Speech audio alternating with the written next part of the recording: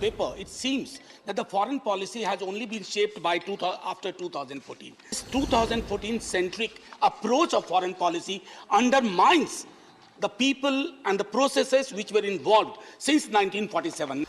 In a conflict between oppressor and the oppressed, India never was neutral. Say yes, 2014 was a watershed moment. Yes, our foreign policy has become more dynamic, more effective, more prominent after 2014. Professor Jha suggested that he could do my job better. Professor Manoj Jha. Thank you, Honorable Chairman, sir. My compliments to you on assuming a charge. My first compliment to Honorable Minister, sir. It is very comprehensive. You almost touched every aspect of it. But there are certain concerns which I would like to know from you. Many a time when we read about Government of India's stand or position paper, it seems that the foreign policy has only been shaped by after 2014. So this 2014-centric approach of foreign policy undermines the people and the processes which were involved since 1947. Number one, sir. Number two, India had a very stated position, Honorable Minister, sir, through you, Honorable Chairman. In a conflict between oppressor and the oppressed, India never was neutral. Between a fight between an elephant and an ant, if your neutrality helps the elephant, I think there somehow, recent developments in Gaza, I think I didn't hear anything from Government of India. And finally, between Ukraine and Russia, it was a very, very delicate chapter. We have our versions different from you, but whatever I think you could create a space, you did. But it could have been better. Thank you so much, sir. If I could move on, sir, to Dr. Manoj Jha's observations. One, he asked, the view of foreign policy is to 2014-centric. I don't think that is accurate. I think if you look at everything that I have said, it is not that, in some way I'm suggesting that what has been a continuing strain in our foreign policy, and I'll come to the Palestine issue particularly in that context. But since you are asking me, I would say yes, 2014 was a watershed moment. Yes, things have changed better after 2014. Yes, our foreign policy has become more dynamic, more effective, more prominent after 2014. So I think I'm so glad you picked up the 2014 issue, and I hope you will be supportive of it. On the Gaza issue and the Palestine issue, because some other members also raised it. We are very clear on Palestine. We support, sir, a two-state solution. We want a two-state solution with the two states living peacefully side by side. Some of the members suggested somewhere that our support or empathy for the Palestinians had changed. In fact, our financial support for the Palestinian Refugee Welfare Agency has gone up in the tenure of this government. I hope that honorable members would appreciate that. The issue was also raised about the neutrality, not my words, sir, this was the honorable member's clarification request, on the Ukraine situation.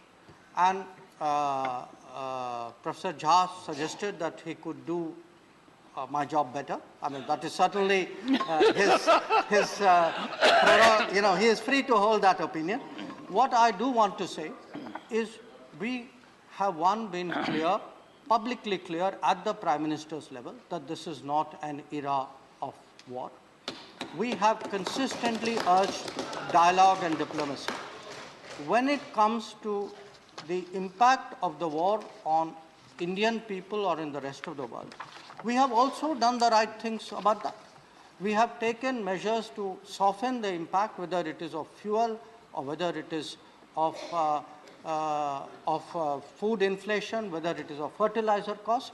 So if it is your contention that our position has been in putting the interests of the Indian public first, I plead guilty to it. Yes, I put the interests of the Indian public first. It is my duty to ensure that fuel, fertilizer, food, the Indian public does not pay the cost of some other country's actions or some other region's actions. I think that that is the way, in my view at least, foreign policy should be conducted. If I could turn then, sir, to Mr. John Brittas's comments. One, the Palestine issue I have already addressed. The pressure from the West, I think I have addressed publicly. I have said again what I have just mentioned. I would like to clarify. We do not ask our companies to buy Russian oil. We ask our companies to buy oil. What is the best option that they can get? Now, it depends on what the market throws up. If tomorrow the market gives us more competitive options, again, please do understand, it's not just we buy oil from one country. We buy oil from multiple sources. But it is sensible policy to go where we get the best deal in the interest of the Indian people. And that is exactly what we are trying to do. Regarding the oil cap, the impact of this is not very clear to us. Our concern is really what would it do to the stability and the affordability of the energy markets. That is a concern. On his clarification regarding diversity in the G20, absolutely yes. I mean, the fact that we are going to celebrate the G20 across the states of India in multiple cities in a manner in which we have never done any international event before.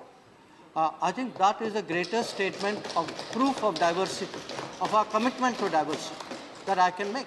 And it is spread without discrimination across every state of every region of this country. And finally, because again, multiple members asked about this, where on the Ukraine students, some of the students have gone back, some have looked for other solutions. In some cases, the Ukrainian authorities have offered some solutions. So it is a very mixed picture. Unfortunately, there is no clean and simple answer here, but the government is doing what it can in this situation.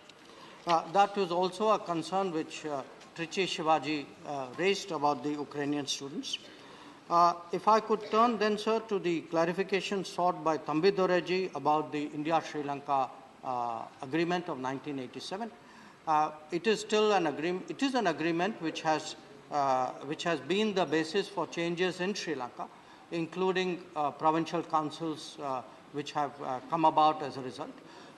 In our view, it is still an agreement that continues to remain the foundation of how both our relationship with Sri Lanka is conducted and how Sri Lanka itself looks at its own future. So I would like to assure him that we continue to. It is very much on our radar. We are very, very supportive of it.